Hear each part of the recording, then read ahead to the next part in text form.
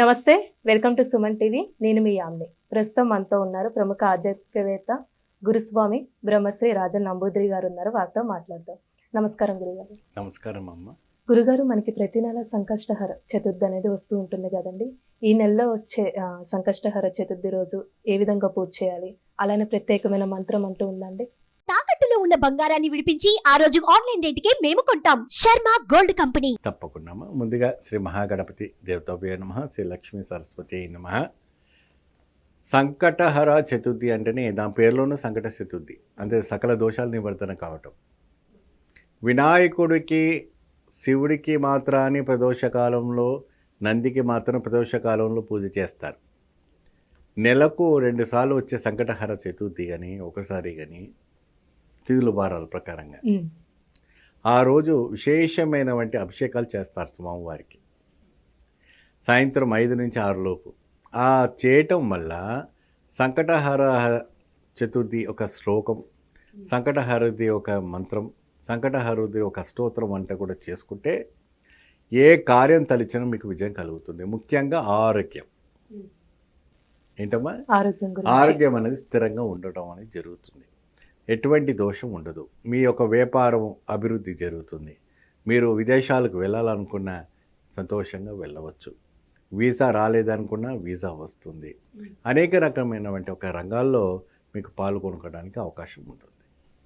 అంటే ఏ విధంగా పూజ చేస్తే మంచిదండి ఆ రోజు? అంటే నైవేద్యం అంటూ ప్రత్యేకంగా ఏం పెట్టాలి? సంకటహర చతుర్థి రోజునే స్వామివారికి కొన్ని ఆలయాలు కొన్ని విధి విధానాలు చేస్తూ ఉంటారు. ఇప్పుడు సంకటహర చతుర్థి ఎక్కువ శాతము పూణేలో విశేషంగా చేస్తారు.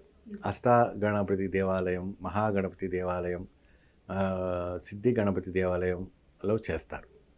ఇది నార్త్ సైడ్ నుంచి వచ్చామంటే ఆచారం. మనం దక్షిణ భారతంలో చేయరు ఎక్కువ శాతం, నార్త్ సైడ్ చేస్తారు ఎక్కువ శాతం.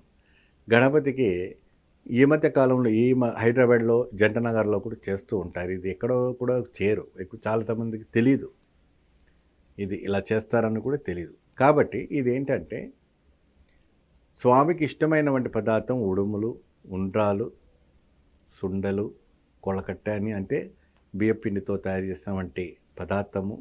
ఇది కేరళ, కర్ణాటక, మహారాష్ట్రలో కూడా సంకటహర చతుర్థి చాలా విశేషంగా చేస్తారు.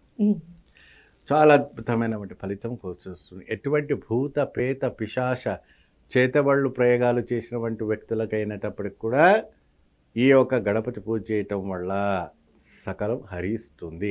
కానీ ఆ ఒక గణపతి దగ్గర పోయినప్పుడు నేను ఇచ్చినటువంటి ఒక మంత్రాన్ని మీరు స్మరిస్తూ మీరు ఆ స్వామికి అభిషేకం చేసినట్టయితే మాత్రాన 24 గంటల లోపే మీకు అద్భుత ఫలితం రావటం అనేది జరుగుతుంది.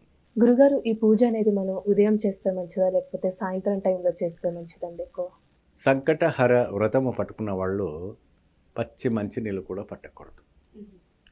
ఉదయం తలస్నానం చేసుకొని నీళ్లు కూడా తాగకుండా గట్టిగా ఉపవాసము పాటించి స్వామికి అభిషేకము చేసిన తర్వాత తిరిగి వచ్చి ఇంట్లో స్వామికి శుభ్రంగా అలంకరణ చేసి పెరుగు అన్నం, దద్దోజనం అంటారు కదా, పెరుగుతో తయారు చేసినటువంటి అన్నాన్ని కింద ఆకు మీద పెట్టి స్వామికి నివేదన పెట్టి అనంతరము కొబ్బరికాయ కొట్టినటువంటి నీళ్ళు ఉంటాయి కదమ్మా, ఆ నీళ్ళతో ఉపవాసం వదులుకోవాలి. ఉపవాసాన్ని వదులుకున్న తర్వాత అప్పుడు ఆ ఒక నైవేద్యాన్ని వీళ్ళు స్త్రీ కానీ పురుషులు కానీ స్వీకరించి మీరు 3 పూట్లు పూజన చేసి సంకటహర చతుర్థిలో వ్రతాలు కూర్చుంటే మాత్రం అది ఫలితాలు రావు. మీరు విశేషమైనటువంటి ఫలితము రావాలి, మీ లైఫ్లో మంచి మార్పు రావాలి, మీ పిల్లలంతా మంచిగా పైకి రావాలి, అతీతమైనటువంటి సంపదన మీకు రావాలి, అనేక రకమైనటువంటి సంపద రావాలంటే ఇది చేయక తప్పదు. మహా అద్భుతమైనటువంటి ఫలితం ఇదేంటంటే స్వామివారు ఒక్కసారి గణపతి అనుగ్రహించారంటే మీకు ఎక్కడో వెళ్ళిపోతారు. వెనక తిరిగి చూడండి. స్వామికి గరికమాల వేయటం. గరికమాల అంటే తెలుసు కదమ్మా, గడ్డితో తయారు చేసినటువంటి చాలా ఇష్టమైనటువంటి పదార్థం. స్వామికి సంకటహర రోజున విశేషంగా చేయటం.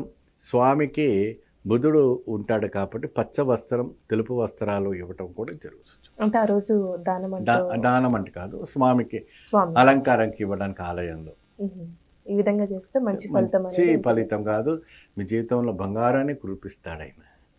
చాలా చక్కగా తెలియజేశారు గురుగారు. ధన్యవాదాలండి. నమస్కారం అమ్మ. చూసారు కదండి, గురుగారు మాటలు మనకి తెలియజేశారు కదా. అలానే మంత్రానికి సంబంధించి విషయాలు మీరు తెలుసుకోవాలనుకుంటే స్క్రీన్ మీద కనిపిస్తున్న నెంబర్కి కాల్ చేసి గురుగారి అపాయింట్మెంట్ అనేది తీసుకోవచ్చు. ఇలాంటి మంచి వీడియోస్తో మళ్ళీ మీ ముందుంటాను. ధన్యవాదాలు.